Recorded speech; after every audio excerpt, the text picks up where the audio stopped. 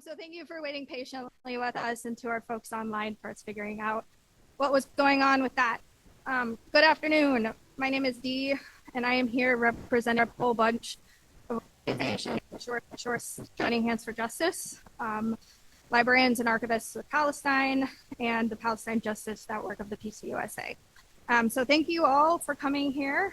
Thank you to those of us who are now online. And we're going to get this thing going. So we are gathered here today to honor the memory of Refaat Alareer. Refaat Alareer was born in Sujaya on September 29th, 1979, and earned his PhD with a dissertation on the poetry of John Donne. He taught English literature at the Islamic University of Gaza, which has now been completely destroyed. Refaat was the editor of two collections of writings by his students, Gaza Writes Back and Gaza Unsilenced, both published by Just World Books. His journalism has been featured in the New York Times, and he has appeared on the BBC, ABC News, and Democracy Now! Refaat was a volunteer at the Gaza Zoo, work which he continued up until his death. As written in Georgia House Resolution 1699, which was read and adopted earlier this year on March 28th, which was brought forward by Representative Becky Evans, who's here with us today, it describes Refaat in this way. Refaat was a person of magnanimous strengths with an unimpeachable reputation for integrity, intelligence, fairness, and kindness. And by the example he made of his life, he made this world a better place in which to live. A major loss to international community, Refaat was killed by a targeted Israeli missile strike at his sister's apartment in Gaza City on December 6, 2023, at the age of 44. I invite you to please join me now in a moment of silence, honoring Refaat Alareer's love and passion for mentoring a generation of Palestinian writers and inspiring them to share their stories.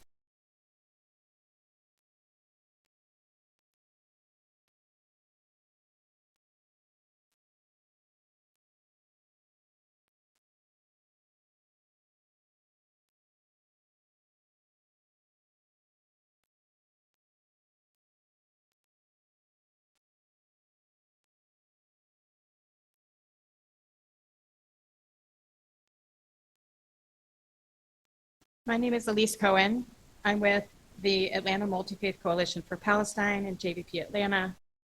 I had the honor to organize the Atlanta part of the American Friends Service Committee and Just World Books Gaza Writes Back tour in 2014, where Refaat, Yusuf, and Rawan were here talking about their writings.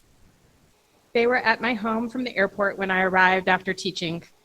I found three of them playing a game with my then 5-year-old, V, who told them when they could move and when they had to stand still.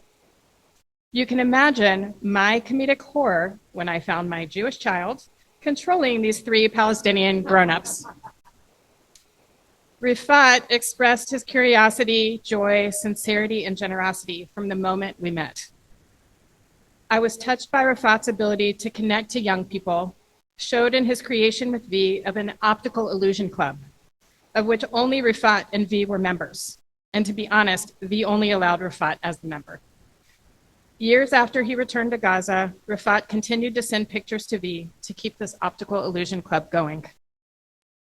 Refaat talked and wrote about the significance of meeting Jewish people who cared about Palestine, advocated for Palestinian freedom, and furthered the notion that Judaism and Zionism were not intrinsically connected. He shared about his teaching pedagogy, exposing his students to a variety of writers and thinkers. And honestly, I was shocked and touched by his ability to humanize Jewish characters in classical literature, despite the Israeli oppression he experienced in his own life. As a scholar activist, I was struck by his dedication to his students, mentoring them to write and share their stories in lasting ways, and transforming some of these connections into the most meaningful friendships. Not long after his visit in Atlanta, he published two pieces forever etched in my body and heart in which he called on, I said I wasn't going to cry, and expected us, as his Jewish friends, to continue to work to end Israel's impunity.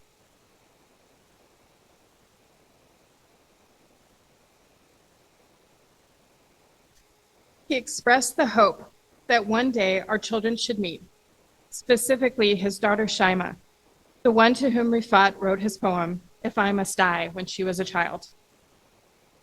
Sadly, this vision will never be fulfilled. In heart-wrenching news, Shaima was killed with her husband and newborn baby, Refaat's grandchild, a little over 4 months after Refaat's death. Though Refaat and I never saw one another again in person, we kept in touch over the years in different ways.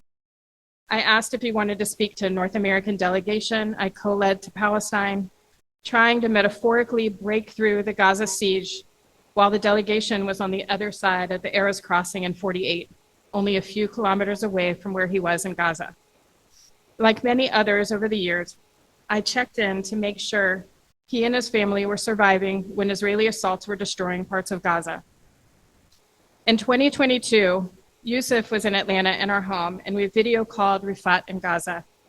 It was seriously one of the most joyous calls, where his infectious smile and warmth and shared connection was such a gift. On October 3rd, 2023, he reached out by WhatsApp, asking how we all were.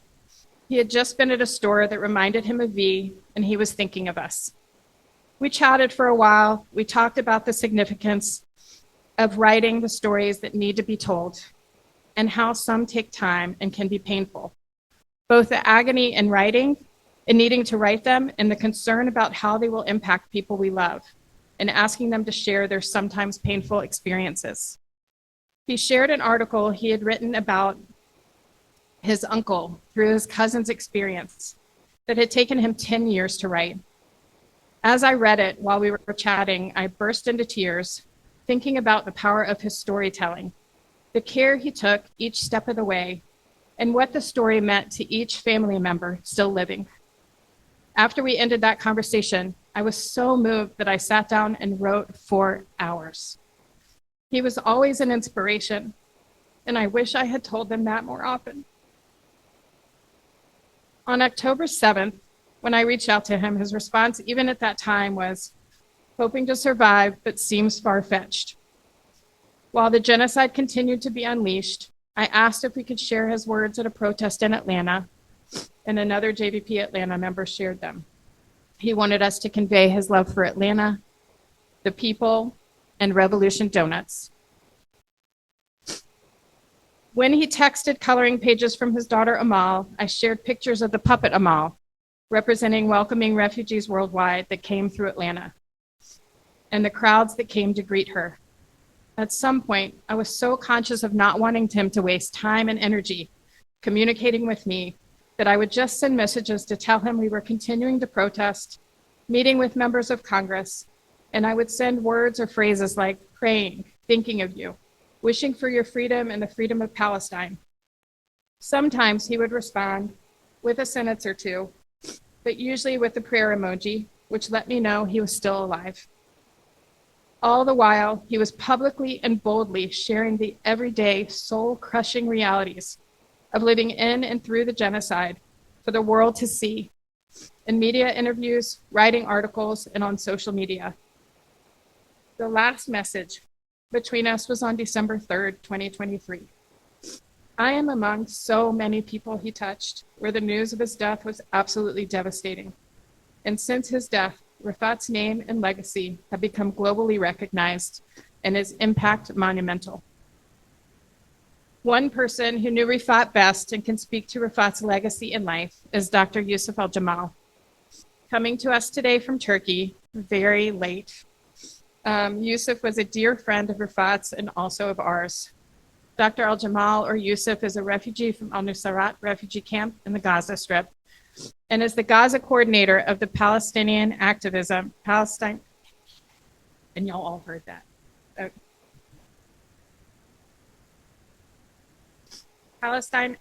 program at the American Friends Service Committee. He holds a doctorate in Middle Eastern Studies, is a senior non-resident scholar at the Hashim Sani Center for Palestine Studies, University of Malaya, Malaysia. He has contributed to a number of books on Palestine, including Gaza Writes Back, Light in Gaza, as well as numerous articles. Yusuf compiled and wrote the introduction to Refaat's If I Must Die, Poetry and Prose, that you can get at the Karis bookstore. Please turn your attention to the screen and welcome Dr. Yusuf Al-Jamal. Thank you very much, Elise, for the introduction, and thank you to the organizers of this important webinar today, and thank you all for being here today. It's very hard to talk about Refaat, but I'll share some of the memories I have with him in different parts of the world. And I want to start in Atlanta, Georgia. That's where Refaat was exposed to the Southern American accent. And every time someone uses y'all with him, he would say, "You lost me at y'all," and he enjoyed doing that. I became a student of Refaat Alareer in 2007. I joined his English language classes. His reputation was that he was a very tough teacher. You never get a full mark with Refaat, but you would still find hundreds of students who join his classes, hoping that they get some of the knowledge, the very wide knowledge he had. He was the toughest teacher, but we loved him the most. And we never felt that Refaat was our teacher only. We never felt the gap between a student and a teacher. Refaat was our friend. Refaat was our mentor and our guide. He was the one who would bully us sometimes so that we become the best versions of ourselves. And he's the one who would guide us when we needed guidance. He made us feel very special. He made every student of his to feel very special, that they have the time they need, the guidance they need when they go to Refaat. I always picture Refaat as a thin, young, tall man running from one lecture to another, always busy, multitasking, and carrying a book under his elbow. I traveled with Refaat to Malaysia on the same flight in 2013. On the way to the airport, we were deported. We were not allowed to travel to Cairo airport by ourselves. Refaat was playing games. He was also into, computer games on my iPad. He was also into films, football. The most recent, novels in Arabic and English. He would know about every single article published on the web. So he was multitasking. And I remember him at the airport. He had his laptop in front of him while we were waiting for our flight for about 2 days. And he was working on his laptop, editing a text, tweeting, checking his email, writing back to a student. He would have like 10 to 15 like windows open. And then when we got to Malaysia, he asked me if I had a place to stay at, and I said no, and he offered me to stay with him, and he took me to his place. He was a great human being. I lived in his living room for 3 weeks. And at the end of my stay, when I found an accommodation, he offered me money. So he was a very sincere and great human being. I never felt that I was staying with my teacher, although at the time, because it was my first exposure to Refaat as a fun person, in my head, like Refaat was a tough teacher. Even like I almost failed his first course. I got 65. I did much better in the second course. I got 86. I still feel like this barrier between me, like a student and the doctor. But then because of his jokes, I got used to spending more time with him. And when I left, I told a friend, I posted to social media actually that, like students and how they live, and we wouldn't have like the best meals. So a friend of mine invited me, and we had a very delicious meal. And I posted to Facebook that I can say now that I had dinner. And Rifat got mad at me, and he called me and he asked me to come immediately and apologize. And I said, no, it's not because you didn't treat me well. It's because I like the food. He said, no, you are ungrateful. I've been feeding you for 3 weeks and you never said thank you. So he asked me to come to his apartment, and I went to his apartment. And he said, the only way, he said, literally, he told me, I will burn you alive. So he was very brutal with his jokes, his dark humor. And the only way he forgave me was asking me to buy a watermelon. So I bought a watermelon and I went upstairs and we shared the watermelon, and that was our reconciliation agreement. At the apartment was also Mohammed Hassoun, Rifat's flatmate, who was killed along with his family, an IT expert during the genocide. So I have a lot of memories with Rifat. I don't know where to start, where to end. But his sense of humor, before I get to his poetry, I don't know, I think I only have 15 minutes. Is very remarkable, as I said. Even over the years, he wouldn't forget. Like as Elise said, he would send the optical illusions 10 years later. He wouldn't forget, and he would treat everybody he knew the same way. He would like follow up with them. And in 2014, when we traveled to Bellingham in Washington State, we met a guy called James, and Rifat forgot his computer mouse at James. And James offered to send it in the mail, and Rifat said, no, thank you, I can get another one. But James did not survive Rifat's humor. So every time he would send him an email, he'd say, how is the computer mouse? Is it all right? And last year, I was in Bellingham, and Rifat asked me if James has 1,000 mice now. Using his pun, he was very good at pun. Even he had a game he designed himself called Pun Intended. And James said, no, I do not have any mouse. And Rifat asked me, does he have a cat?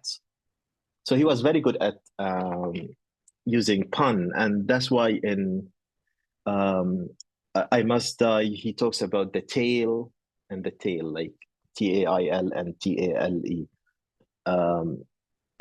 I will read two paragraphs from from If I Must Die. I hope you get the book. I know it's out of stock now, but it will be available soon.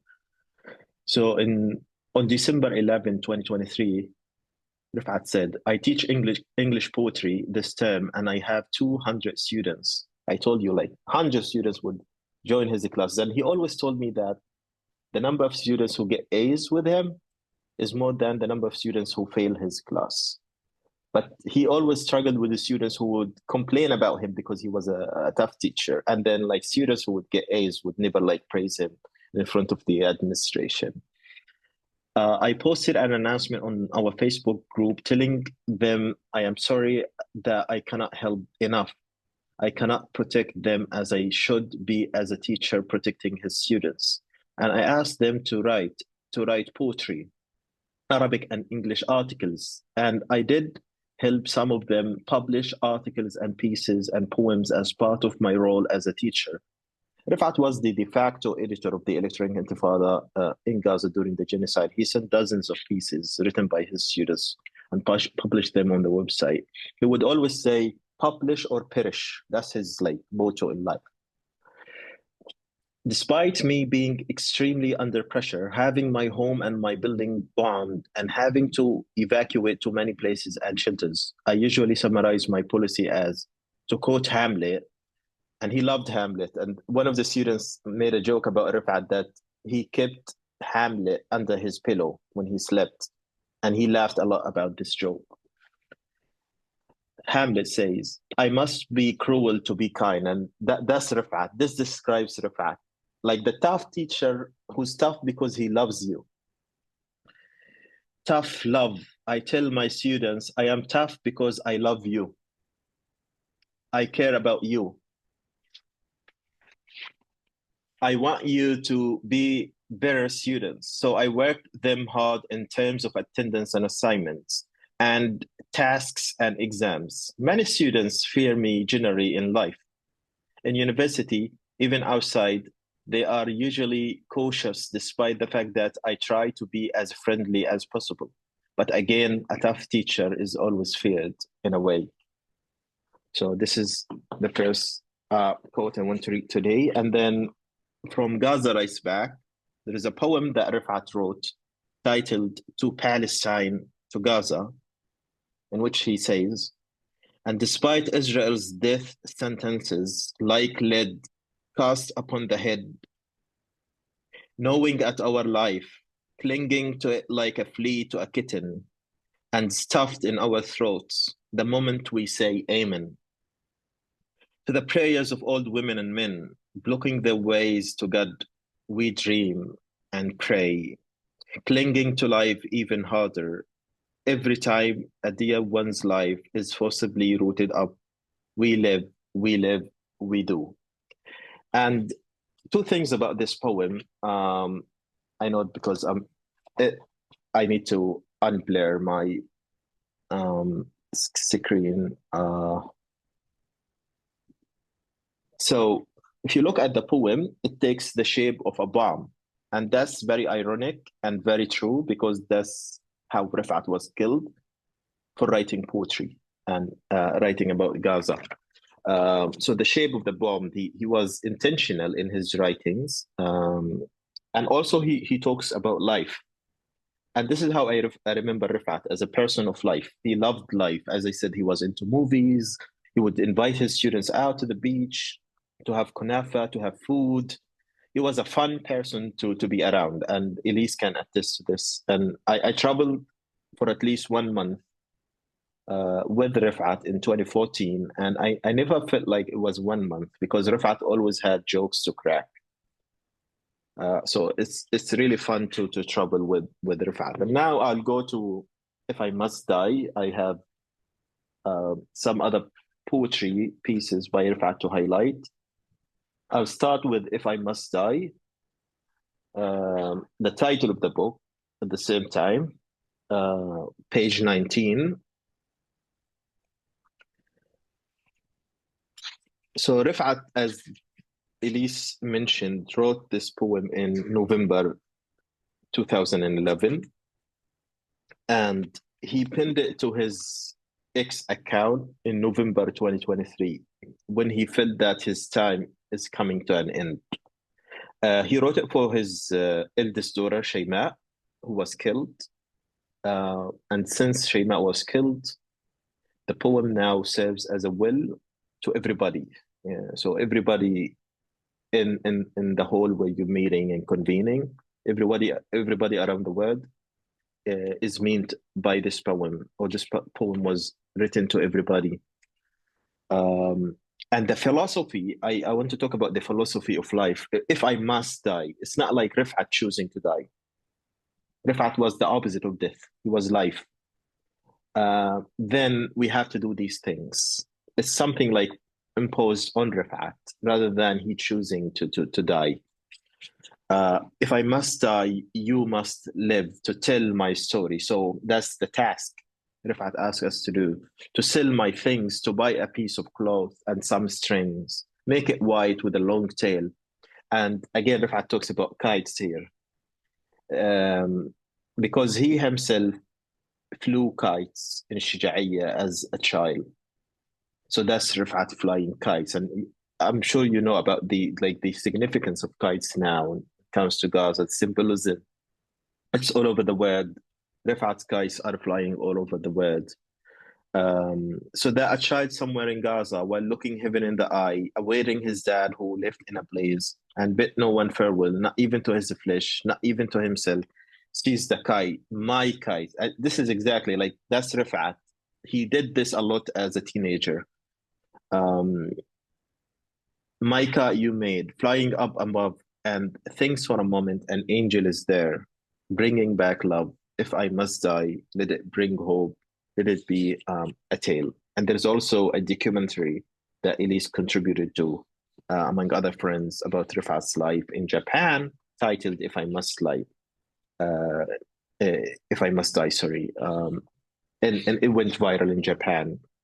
I think this is the most honorable way to die, when you're recognized and your work is recognized by millions of people. That's the opposite of what Israel wanted from silencing Refaat and killing him. And then moving on, I'll go to page 93 to talk about another poem by Refaat, titled Mum. And Refaat had a very special relationship with his mom and grandmom. He would say that his grandfather would always bribe him with tea and sweets so that he could stay with him, but he always chose the stories of his mother and grandmother. And so that's important to talk about when we talk about Refaat as a storyteller, as a poet, thanks to his mom and grandmother. Mom, on Ma's face, there is a book and life's preface. Between these lines and in these two caves, life dwells. That line is hope. That one is love. That death.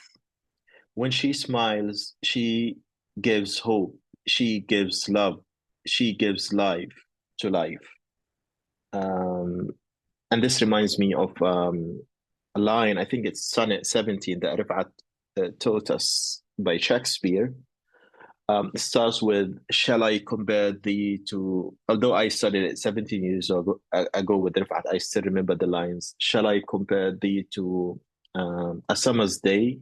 Thou art more lovely and temperate. Love, rough winds do shake the darling buds of May. And then it ends with, so long as this lives, so long as men can breathe and eyes can see, so long as men can breathe and eyes can see, so long lives this and this gives life to thee. Refaat loved this sonnet a lot. It reminds me of his teaching of Shakespeare, especially this poem. And I'll go now to I Am You, page 116. So in this poem, Refaat gets into the psyche of an Israeli soldier. And this is something Refaat always thought about in his writings, as well as in the writings of his students. I remember one of the stories in Gaza Rise Back, I believe, by Noor al-Borno. It gets into the kitchen, the bedroom, the psyche of an Israeli soldier who comes and serves in Gaza. Refaat also sees Israeli soldiers as victims of Zionism at the end of the day. And in this poem, I think it's profound. This is my second favorite poem after If I Must Die.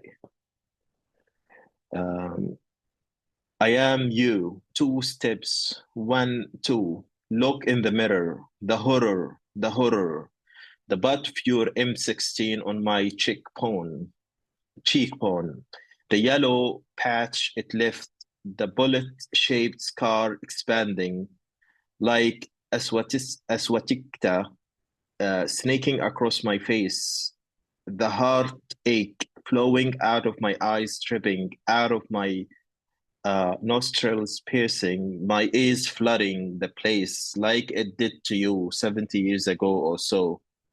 I am just you. I am your past haunting your present and your future. Strive like you did. I fight like you did. I resist like you resisted. And for a moment, I would rather take your tenacity as a model, where you're not holding the barrel of the gun between my bleeding eyes. 1, 2, the very same gun, the very same bullet that had killed your mom and killed your dad is being used against me by you. Mark this bullet and mark in your gun. If you sniff it, it has you, your and my blood. It has my present and your past. It has my present. It has your future. That's why we are twins. Same life tracks, same weapon, same suffering, same facial expressions drawn on the face of the killer. Same everything, except that in your case, the victim has evolved backward. into a victimizer. I tell you, I am you, except I am not the you of now. I do not hate you. I want to help you stop hating and killing me. I tell you, the noise of your machine gun renders deaf. The smell of the powder beats that of my blood. The sparks disfigure my facial expressions. Would you stop shooting for a moment? Would you? All you have to do is close your eyes. Seeing these days blind our hearts. Close your eyes tightly so that you can see in your mind's eye. Then look into the mirror. 1, 2. I am you. I am your past. And killing me, you kill you. And I want to briefly touch on the Malcolm X moment, as Refaat described it, for Refaat.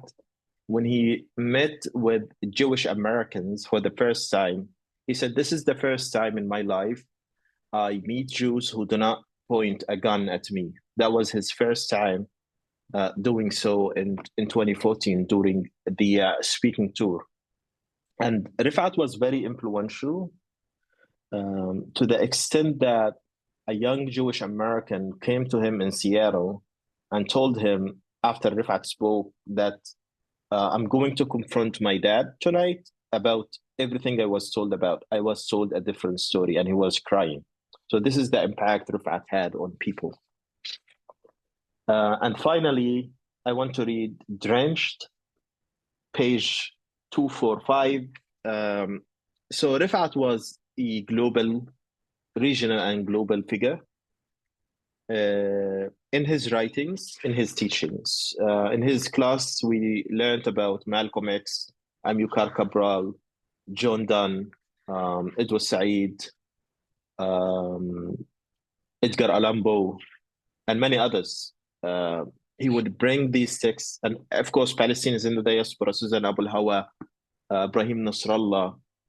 So he was very intentional in his teaching, and he would even teach us critical thinking, even during courses funded by US aid. He would talk about Malcolm X and resistance. So he made sure that this critical thinking, like the skills of critical thinking, get into his students and pass it to his students.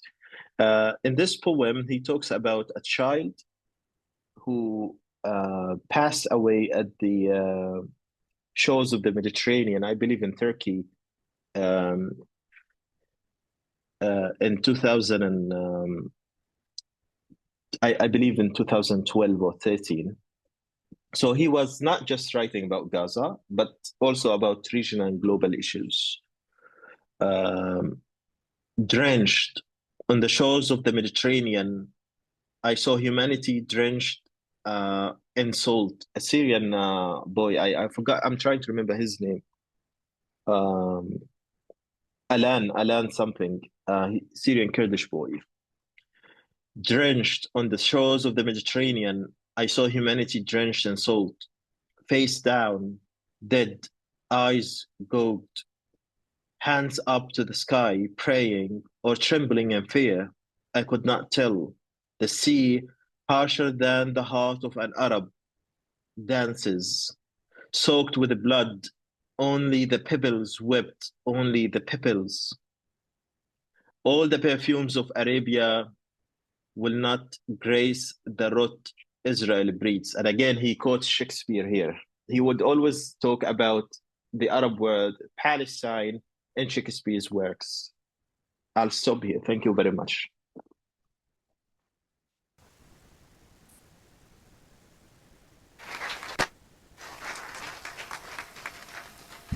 So first, thank you to Yusuf for joining us from Turkey and for those profound and personal words. Thank you also to Dr. Elise for that very heartwarming story. As a professor of English literature at Islamic University in Gaza, Refaat understood that teaching and learning English presented a unique opportunity to break through physical, intellectual, academic, and cultural barriers imposed by the occupation. He viewed English as an act of resistance and defiance. According to Alareer, John Donne was the first poet to, quote, make a serious attempt to indulge in bringing poetry from the towers of the courts as an elite to a practice in the public.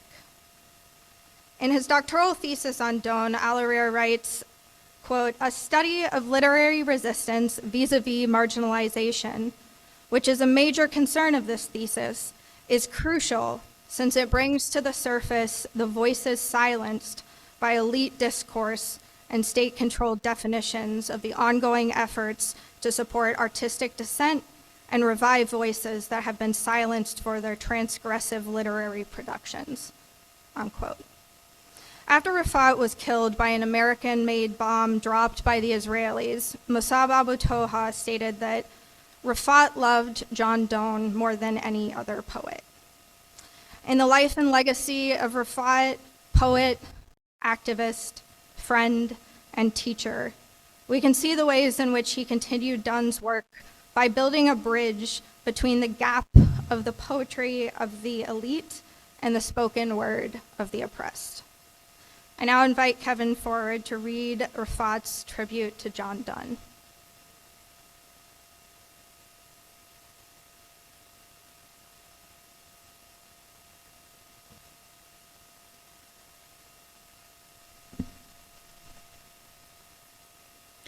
My name is Kevin, and I'm a member of the Atlanta Multi-Faith Coalition for Palestine. I, spinning like a compass in my grave, often there would pause and deeply ponder on what you people don't get, and wonder at what you guys just did and gave. Why is it a folly what you get not? Oh, who says the flea is meant to seduce? It rather awareness you produce. Why is it smartness what you only got?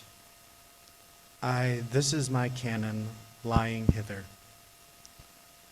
Let readers read, then pray and hope.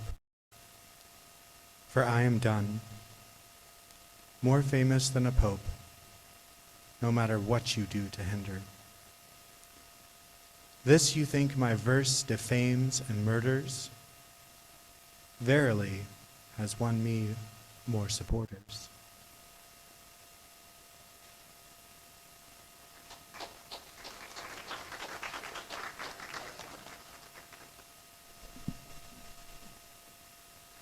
Lectio Divina, or divine reading, is an ancient and traditional practice that involves reading, meditating, and praying with scripture to deepen one's knowledge of God's word and to promote communion with God.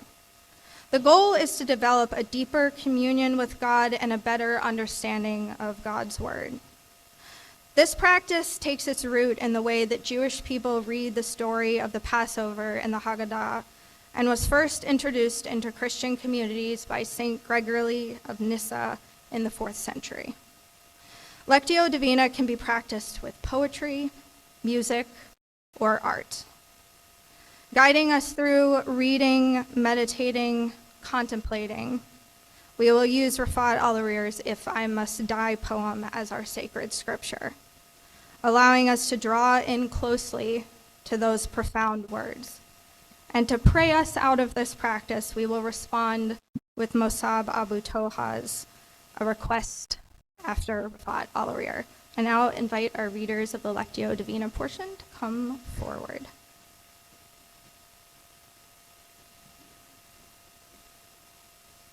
Hi, I'm Lydia, and I'm honored to read this first reading, and I encourage you to listen for a word or phrase that sticks out to you.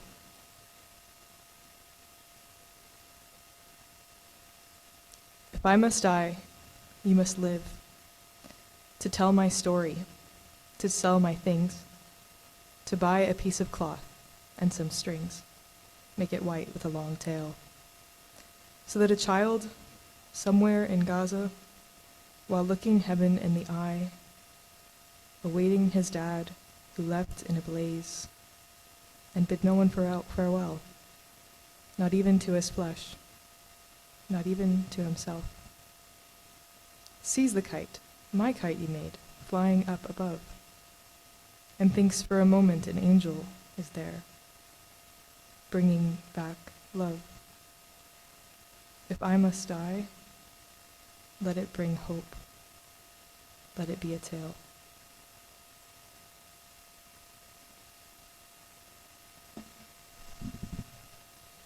My name is Kiana, a member of the Multi-Faith Coalition for Palestine.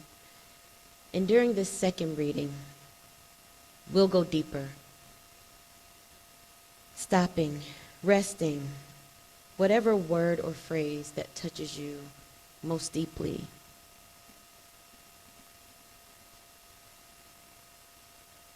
If I must die, you must live. To tell my story, to sell my things, to buy a piece of cloth and some strings. Make it white with a long tail, so that a child somewhere in Gaza, while looking heaven in the eye, awaiting his dad who left in a blaze, and bid no one farewell, not even to his flesh, not even to himself, sees the kite, my kite you made, flying up above, and thinks for a moment an angel is there, bringing back love.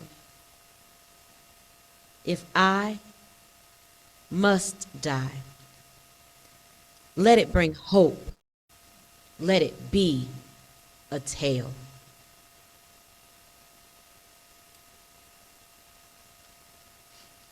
My name is Avery Arden. I'm a member of More Light Presbyterians.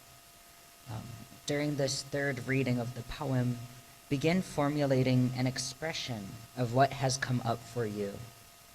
During this reading, start to form a response to the part of the poem that touches you most. If I must die, you must live. To tell my story, to sell my things, to buy a piece of cloth and some strings, make it white with a long tail, so that a child somewhere in Gaza, while looking heaven in the eye, awaiting his dad who left in a blaze, and bid no one farewell, not even to his flesh, not even to himself, sees the kite, my kite you made, flying up above, and thinks for a moment an angel is there, bringing back love. If I must die, let it bring hope. Let it be a tale.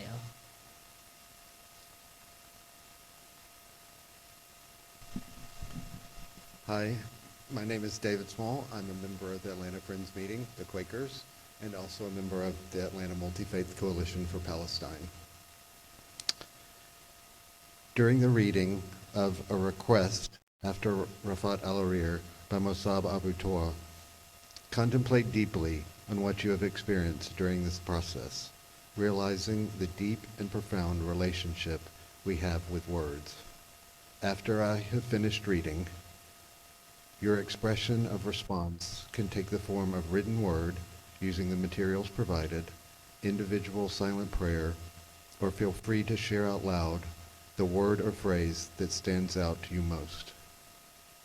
For those of you online, if you have a word or phrase to share, please feel free to write your thoughts in the chat. Words in this kind of prayer are like kindling that fuels the fire of love. If I must die, let it be a clean death. No rubble over my corpse, no broken dishes or glasses, and not many cuts in my head or chest. Leave my ironed, untouched jackets and pants in the closet, so I may wear some of them again at the funeral.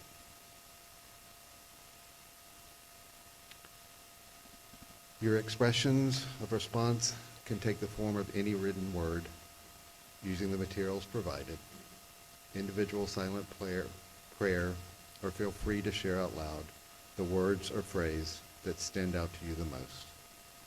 For those of you online, if you have a word or phrase to share, please feel free to write your thoughts in the chat.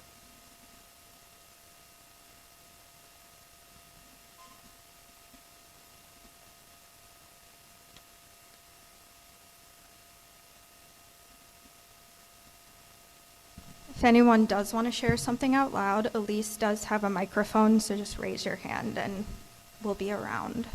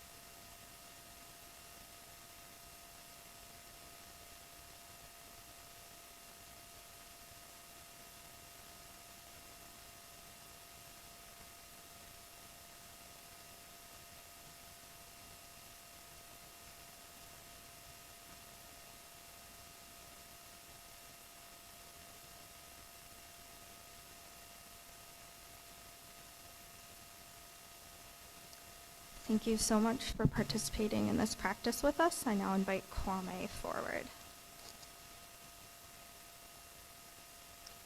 Greetings and love, everyone. My name is Kwame Wilberg, and I'm a member of Friends of the Congo and also the Atlanta Multi-Faith Coalition for Palestine. Honored to be here, and big respect to all the organizers of the program today. As we reflect on those artists that we have lost, we must also remember that there are other poets in Gaza who are alive and still composing the words from the heart, hoping that it speaks to the humanity in us all. We are honored to be joined virtually by Noor. Actually, Noor is not able to join us at this time because of issues with the internet, and it's also very late in Gaza, so I'll be reading this. Noor is a 23-year-old writer and journalist. She has lived in wars since she was a child, and this is the 5th war that she has lived through.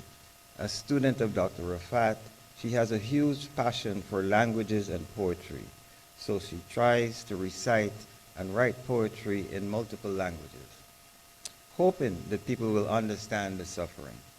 She shares her poetry on social media, hoping to one day write books to further amplify the voices of our people. Dear people of Atlanta, this is a message from my heart to yours. I want to thank you for everything you have done and is still doing to honor the memory of Dr. Refaat. He deserves it. I know he does. To know that there are people across the world taking care of our cause and believing in us and honoring the memory of a man that has died unfairly, of course, is something that I know that he would be proud of. So thank you for everything you are doing, and I will be including a poem that I wrote. I hope I get to see your reaction while you listen to it, but if not, it's okay, I understand. Thank you again for everything you have done and distilled you for us and for Dr. Refaat. North, take me north. Perfect city lights punctuate the stinging spices. Take me home. Lemon tree, sweet lemon tree. If I knew, I would have held you tighter. October the 7th, north, south, displacement. Lemon tree, please wait for me. Don't forget the sound of our laughter filling up the garden. October the 7th, lost, loss. 218 miseries. Lemon tree, I am sorry. I have never meant to leave you.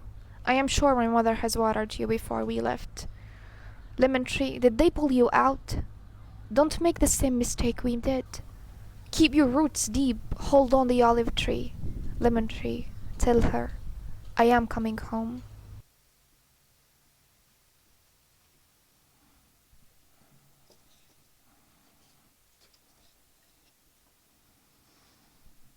Honoring the memory of Refaat Alareer and the thousands of other precious lives that have been taken, we must continue to be a thorn in the side of those who still refuse to listen. We must continue to make space for Palestinians to tell their story. This is a marathon and not a sprint. And as Refaat would say, it is on us. It is our task. So this is the call that we are calling you to now.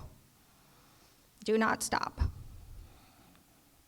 I now invite Noel forward to close the memorial portion of our program with Last Fragments, written by Hiba Abu Nada.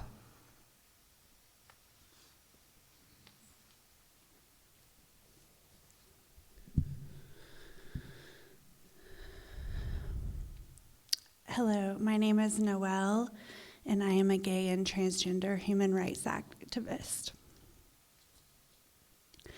Gaza's night is dark apart from the glow of rockets, quiet apart from the sound of the bombs, terrifying apart from the comfort of prayer, black apart from the light of the martyrs. Good night, Gaza. Each of us in Gaza is either witness to or martyr for liberation. Each is waiting to see which of the two they'll become up there with God. We have already started building a new city in heaven. Doctors without patients, no one bleeds. Teachers in uncrowded classrooms, no yelling at students. New families without pain or sorrow. Journalists writing up and taking photos of eternal love. They're all from Gaza, in heaven. The new Gaza is free of siege. It is taking shape now.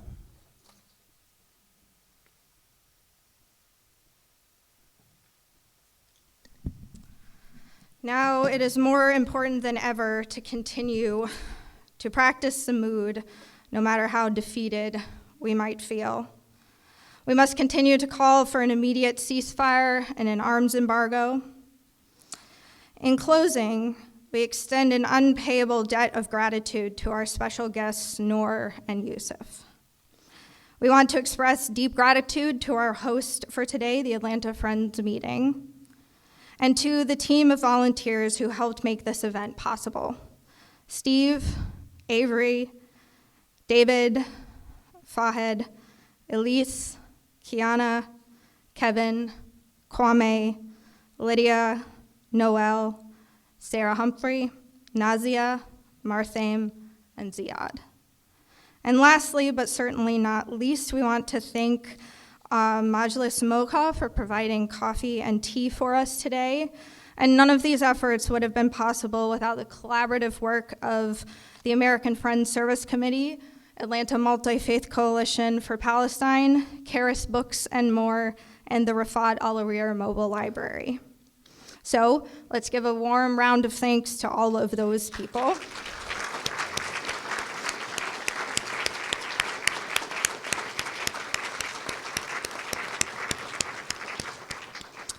And I draw your attention to the last page of the digital program. If you're interested in learning more about any of the organizations that are here, please see the QR code. Linked under the QR code is a link that you can press, and it will lead you to a document with all of those contact points and some more information about today's event.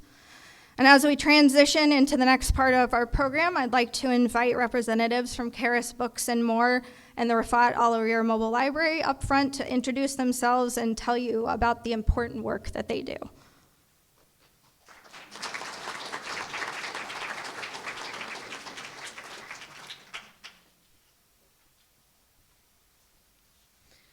Hi everyone, my name's Yarrow. I'm a part-time bookseller with Karis Books and More. For folks who aren't familiar with Karis, we are the oldest independent feminist bookstore in the Southeast. We just turned 50 back in November, which was really exciting. Thank you. So we are located off Candler Road across from Agnes Scott College, so right here in Decatur. And we have a lot of stuff at our store. We also have a nonprofit arm that does free and donation-based programming both at our store and around the city. We host book clubs. We have a lot of programming for queer and trans youth as well. So if you've been to the store but aren't familiar with our programming, definitely check that out. I am at the table out there selling books. We have a pretty amazing selection of Palestinian authors. Unfortunately, we have sold out of If I Must Die, so I brought several copies and they sold before the event started. I can tell you that if you do want to get a copy and want to support Karis, you can put a special order in and we can get it for you once it is back in stock at our distributor. You won't be able to do the special order online. You'll have to either call the store or go in person. We can't take them online as well. It's back stock. It's just like a technical thing. So thank you so much. Definitely stop by the table, and thanks for this amazing event.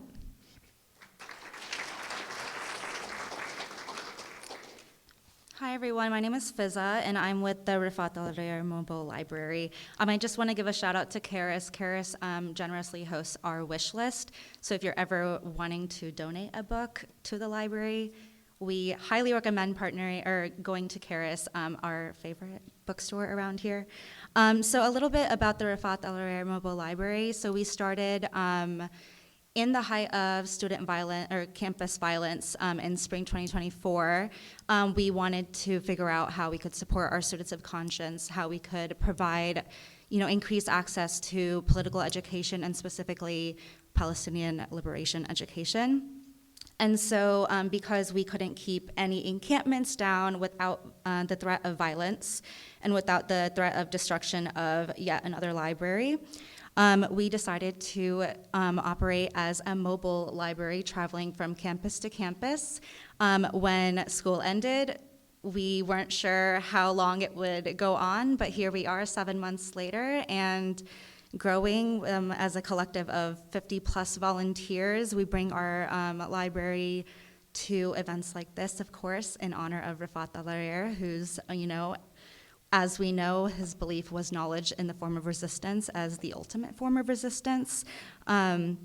And so, we're here. We have a wide collection of Palestinian literature and are also expanding to ensure that we are connecting our solidarity struggles to all global liberation struggles. So please come see us, check out a book. We have a lot, and we're always taking requests and donations. And get involved with us. We're fun.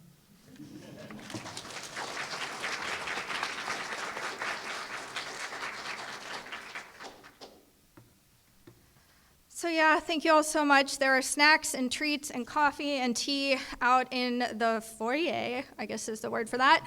And then please visit the mobile library and Karis Books and More, and thank you so much for being here. Sorry to the people online that we cannot make this virtual for you, but we will have your spirit here. Thank you all so much.